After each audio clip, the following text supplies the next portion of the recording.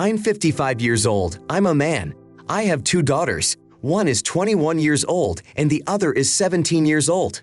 The older one goes to a prestigious college. She's a junior. We're all very proud of her. She has a full academic scholarship. It depends on her academic performance, as she says herself.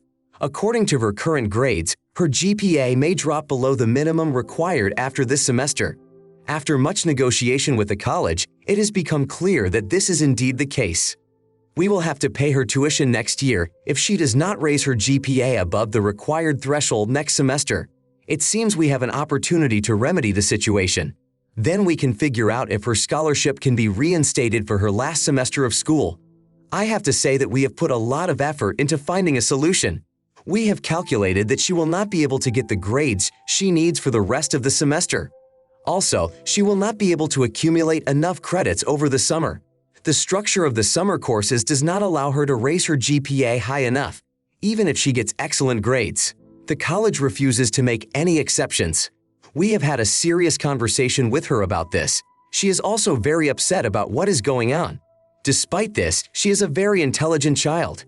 She has had mental health issues since her sophomore year.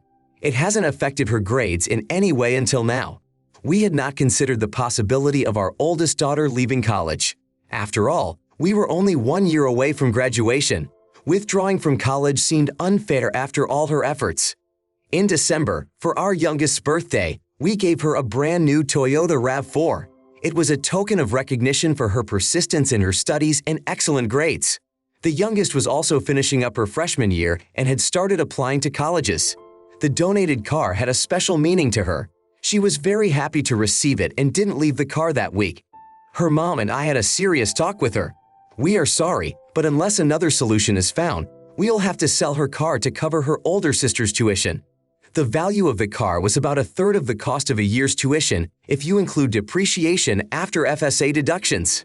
She was very upset, declared that it was unfair to reward the older one for failures and penalize the younger one for successes.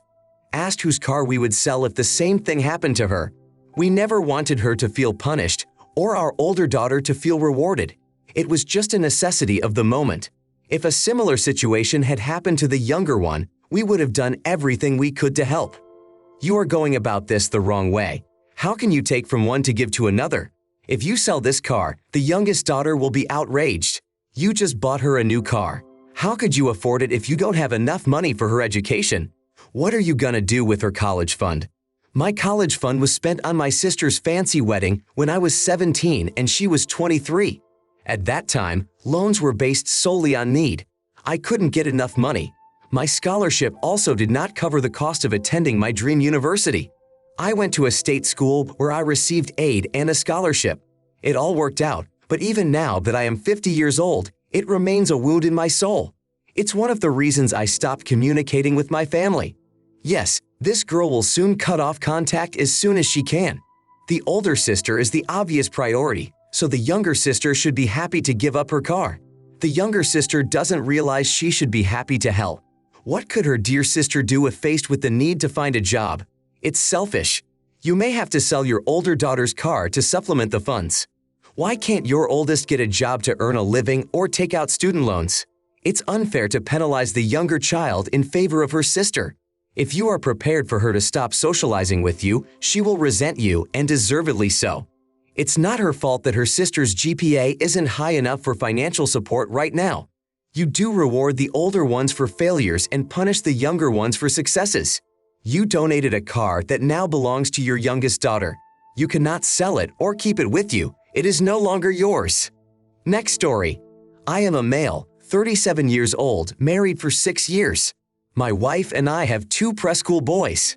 I admit, our marriage has been struggling lately, starting when I was pregnant with my first child.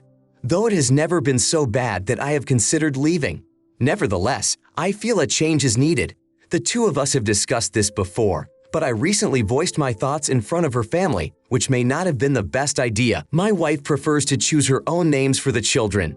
She determined both of our sons' names, and my opinion was rarely considered.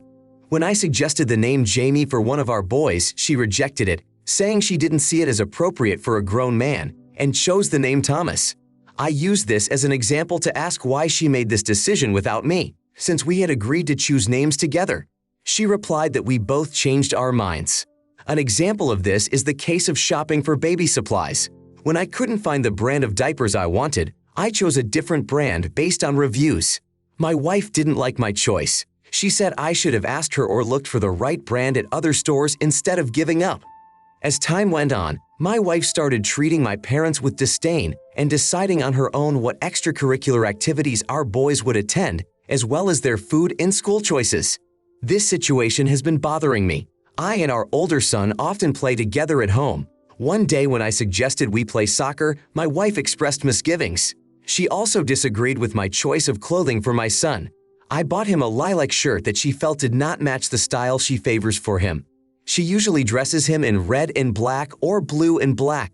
Her sense of style and order in clothing clashed with my desire to accommodate my son's request. The day after purchasing the shirt, we visited her parents' house.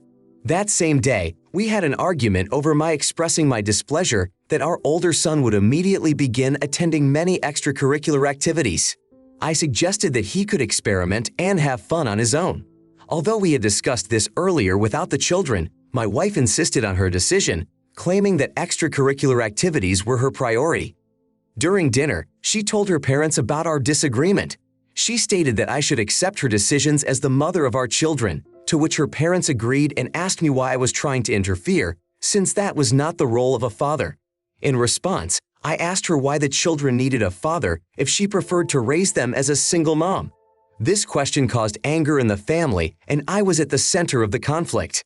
First of all, you are not an idiot.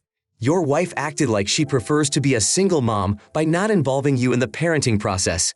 Plus, she is trying to control every aspect of your child's life. In doing so, it gives the impression that she only expects you to play a role of financial support. You need to act immediately before your role in your children's lives is finally reduced to that of a villain or someone unnecessary. You only have a few years to develop a close relationship with the kids. I see that children are also disgruntled because they are not allowed to wear the clothes they like or play the games they choose. If this trend continues, perhaps the wife will not have a good relationship with the children when they grow up. The problems you describe may need to be addressed not only to preserve your marital relationship, but also for the sake of the children's well-being. It also becomes clear that your wife plays a dominant role in your family, making everyone else, including the children, figures in the background. The only way for the children to lead a normal life where their opinions are taken into account is if they can communicate freely with both parents without restrictions from the mother. You're right, this kind of treatment shouldn't be tolerated, and children shouldn't grow up thinking this kind of behavior is normal. Perhaps when the children reach the age to speak for themselves in court, they will want to live with their father. Then your wife will be faced with having to reevaluate her behavior and possibly start paying child support. Now I want to tell a different story. I am 27 years old, female, and my fiancé is 30 years old, male. Our wedding is planned for September. We originally planned to have a reception for 85 guests. However, the venue I chose required us to invite a minimum of 100 people. In the end, we decided to choose this venue and increase the number of invitees to 100. When the invitations were already sent out, my parents were upset.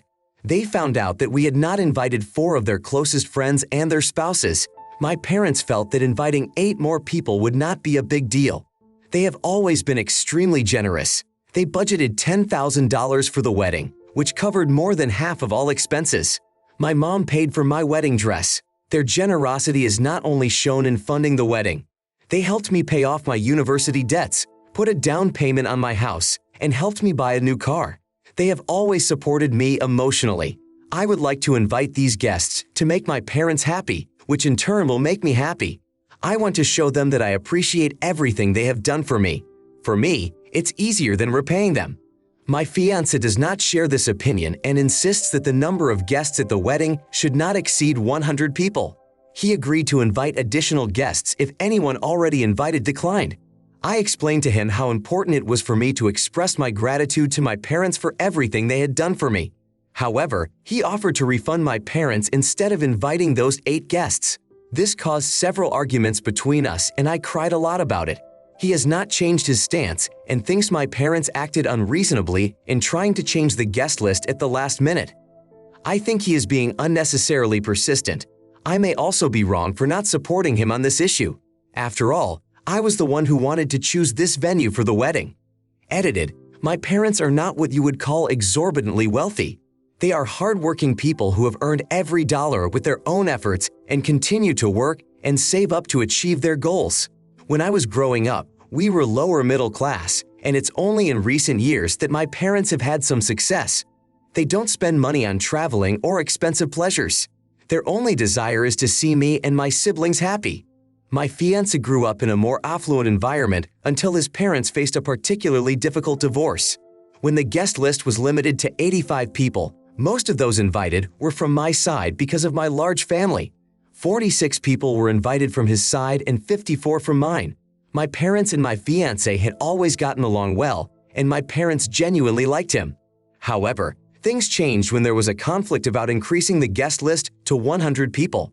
My fiancé says he still loves my family, but now there is an argument between us. He would rather pay my parents back than invite an additional 8 guests. What's going on right now involves several complications. Your fiancé is unhappy with the choice of venue and the fact that the number of guests has increased from 85 to 100. He's probably annoyed with your parents' financial involvement. He feels like he has no power over decisions regarding the wedding. 8 extra guests seems to have become a tipping point for him. You are not standing on the sidelines wanting to please your parents. Your fiancé may have already adjusted to the in-laws as much as he could, considering your parents are paying for the event. This case isn't just about 8 extra guests. It's about boundaries and control here. Your future husband didn't want a wedding for more than 85 people, but is now compromising on the venue by inviting more guests. It's worth wondering how many more compromises your fiancé had to make.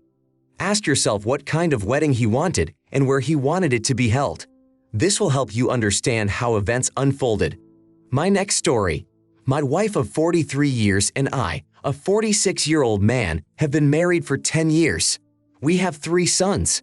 Our daily lives are filled with work, parenting, and projects for our extended family. I love my wife immensely and seek emotional and physical intimacy with her. I kiss, hug, and hold her hands often.